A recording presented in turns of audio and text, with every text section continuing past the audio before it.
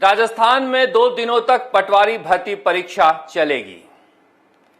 सरकार का दावा है कि हमने वो सारे इंतजाम किए हैं जो इंतजाम पिछली बार नाकाफी रह गए थे, इसलिए इस बार कोई गलती नहीं होगी। हम भी भगवान से प्रार्थना करते हैं कि जिस तरह से पिछली भर्तियों में बेरोजगारों के, नौजवानों के, छात्रों के भविष्य के साथ खिलवाड़ किया गया, उनके खून पसीने की मेहनत जाया हुई, वह इस बार न हो। मगर जो पिछली गलतियां हैं उन्हें कैसे दुरुस्त किया जाएगा, यह सरकार बता नहीं रही है। कह रही है कि जांच जारी है, सीबीआई से जांच कराने की जरूरत क्या है, मगर जांच कहां जारी है, कौन जांच कर रहा है, किसे खोज रहा है, तुलसाराम कहां चंदन घिस रहा है, भजन लाल कहां भाग गया, किसी को समझ में नहीं आ रहा है। सरकार को लगता है कि भर्तियों का पिटारा खोल देंगे और बेरोजगार इनकी नाकामियों को भूल जाएंगे, पेपर लीक के प्रकरण को भूल जाएंगे और अगली परीक्षा में लग जाएंगे। तभी तो जो परीक्षार्थी आंदोलन कर रहे थे कि यह पेपर लीक कैसे हुआ, किसने किया, यह तो बता दीजिए, उनके साथ समझौता हुआ कि आगे और भर्तियां खोलेंगे, आगे और कड़े कानून बनाएंगे। सरकार ने कहा अध्यादेश लाएंगे, अध्यादेश तो आया नहीं, परीक्षाएं शुरू हो गई हैं। इसीलिए बेरोजगारों के, छात्रों के, नौजवानों के, जनता के मन में यह अविश्वास पैदा होता है कि आखिर क्या है जो सरकार छुपा रही है। यह कैसे हो सकता है कि चोर न पकड़ा जाए तो चोरी के बारे में पता न लगे कि चोरी कैसे हुई थी। विपक्ष के नेता लगातार उन नामों को बता रहे हैं जहां से सरकार में बैठे हुए लोग पेपर आउट कर सकते हैं, मगर स्पेशल ऑपरेशन ग्रुप उनसे पूछताछ नहीं कर रही है, क्योंकि ऐसा लगता है कि उन्हें लगता है कि सरकार के दामन पर कोई दाग लग जाएगा। लेकिन उससे ज्यादा जरूरी है कि राजस्थान के छात्रों के भविष्य के साथ खिलवाड़ न हो। इसलिए हम राजस्थान तक पर लगातार हमने आपसे वादा किया है कि हम तब तक दस्तक देते रहेंगे जब तक राजस्थान सरकार इन भर्तियों में जो गड़बड़ी हुई है, पेपर लीक हुआ है, उसके बारे में सच न बताए। पहले कहते थे कि पेपर लीक हुआ ही नहीं है, जो पेपर लीक की बात करेगा उसे जेल में डाल दो। जब पेपर लीक की बात हुई तो ऐसा लगता है खुद ही जेल भाग गए हैं, कोई बोलने वाला नहीं है, न मंत्री, न संतरी, न सरकारी अधिकारी, कोई बता ही नहीं रहा है कि उन भर्तियों का क्या होगा।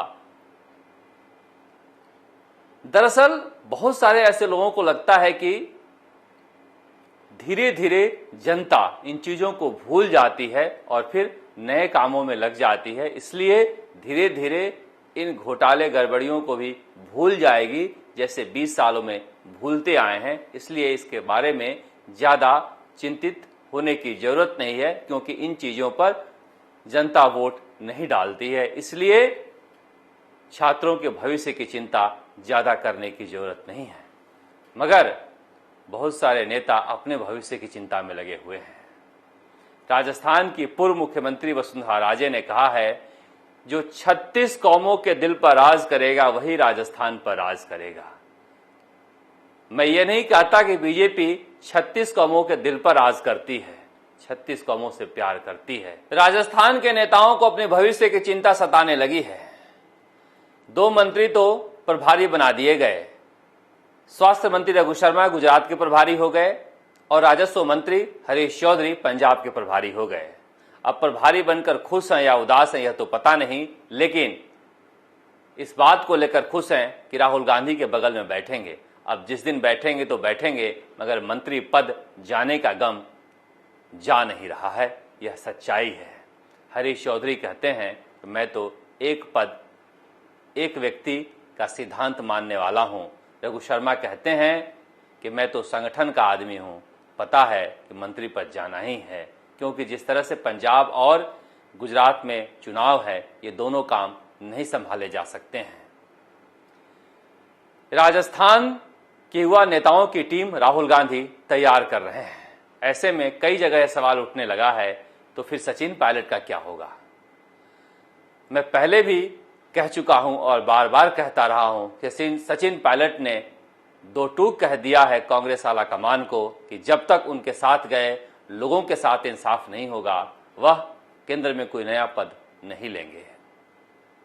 वह राजस्थान में रहकर राजनीति करना चाहते हैं और माना जा रहा है कि कांग्रेस आला कमान उन्हें राजस्थान में रखना चाहता है। कहा जा रहा है कि रघु शर्मा और हरीश चौधरी का कद बढ़ाकर सचिन पायलट को बैलेंस करने की कोशिश की जा रही है, मगर राजनीतिक हलकों में यह भी कहा जा रहा है कि समय जलाने से सुबह नहीं हुआ करते हैं, सुबह के लिए तो सूरज का इंतजार करना पड़ता है। इसलिए इन सब नेताओं से सचिन पायलट का मुकाबला करना ठीक नहीं होगा, तभी तो उन्हें दूसरे राज्यों में चुनाव प्रचार के लिए भेजा जा रहा है।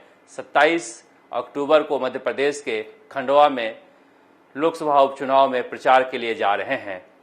माना जा रहा है कि जल्दी ही राजस्थान कैबिनेट के 2-3 और लोगों की छुट्टी हो सकती है और उसके बाद दिवाली के बाद राजस्थान में नया मंत्रिमंडल बनेगा जिसमें सचिन पायलट की छाप नजर आएगी। और यही वजह है कि मुख्यमंत्री अशोक गहलोत एक बार फिर से जहरीले हो गए हैं। लगातार कह रहे हैं कि कैसे उनके साथ धोखा हुआ था, कैसे उनके दोस्तों ने सरकार बचाई है, कहीं न कहीं यह हमला करने की कोशिश कर रहे हैं सचिन पायलट पर। अब नागौर में जाकर कहते हैं कि हमारे दोस्तों ने होटल में रहकर सरकार बचाई और वल्लभनगर में जाकर कहते हैं कि आप प्रीति सिंह शेखावत को वोट दो। तो क्या गजेंद्र सिंह शेखावत पैसे लेकर बीजेपी के साथ गए थे? आखिर उनकी पत्नी पर आप क्यों भरोसा कर रहे हैं? सचिन पायलट को आप लेकर फ्लाइट में नॉमिनेशन कराने जा रहे हैं, पीआर मीणा को खाना आवंटित कर रहे हैं और फिर कह रहे हैं कि बीजेपी के हाथों ये बिके हुए थे।